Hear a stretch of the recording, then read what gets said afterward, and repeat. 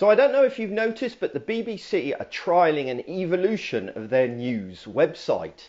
And I believe that there are some interesting lessons to learn from this new beta site, lessons that I want to share with you in this video. Now, the BBC News website has been looking kind of dated for a while now, but the digital team at the Beeb haven't been sitting on their hands. They've been trialling a new beta site with a segment of their visitors. And as the BBC is such a high-profile organisation here in the UK, I thought I would see if we can learn some lessons from their approach to their redesign. And we start with the most obvious. They've gone responsive. With the mobile web growing at exponential rates, it's unsurprising that the new site is responsive. But what's really interesting is they've chosen to go responsive despite having native news applications on pretty much every mobile platform. And I have to say, I agree with this decision. I don't believe that having a native app does away with the need of a responsive website. And that drives home just how expensive native apps can be. If you've got to have a responsive website anyway, there's no cost savings made by going down the native route as well. Next up, they've made some obvious efforts when it comes to making their site less cluttered. They've simplified the site's header, removing unnecessary imagery, the date and the RSS feeds that used to sit there. They've now adopted a much simpler approach, not just to the header, but to the rest of the page as well. They're trying to clean things up and remove unnecessary clutter. And this is particularly clear when you get down to individual news stories. I like the fact that they've repositioned social media buttons to the end of the blog post. After all, people want to share once they've had a look at the page, not right at the top like it used to be. It made no sense. So this is a huge improvement. But I don't feel they've really gone far enough in this regards. There's still a lot of repetition on the pages, especially with the same news stories appearing multiple times on any one page. For example, one story appeared 3 times on a single page. It appeared under the main story list, the watch and listen section, and the most read list. And that just seemed pointless to me. That said, they've made some great strides by removing all this clutter, particularly improving the site's readability. And it's obvious that the main focus of this redesign has been on improving readability. Font size has been increased and there's a much better use of white space, allowing more room for the content. They've also increased the contrast of text, making it a much more pleasant reading experience. By increasing the font size, improving the contrast and making better use of white space, it's allowed them not just to increase readability, but to increase the width of the main content area. And that in turn has gone on to improve the viewing experience for video content, as videos can now be larger on the page.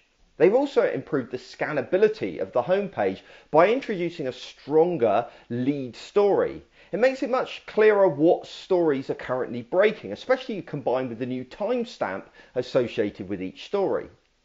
But once again, I can't help but feel they've not gone far enough in improving the legibility.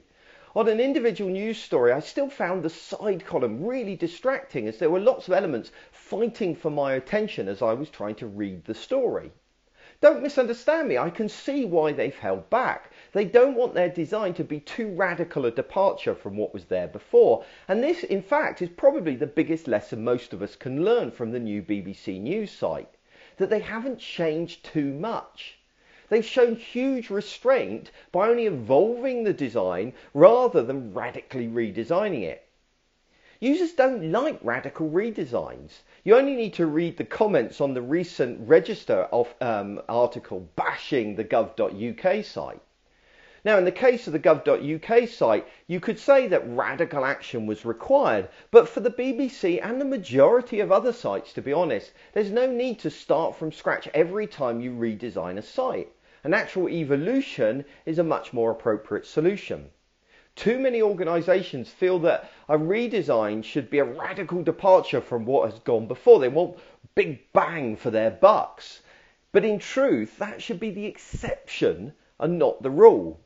You see, the old BBC News site had a lot of good things going for it. To throw all of that out and start from scratch makes no sense whatsoever.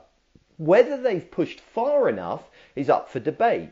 But that's why they're running their beta site, to find that kind of thing out.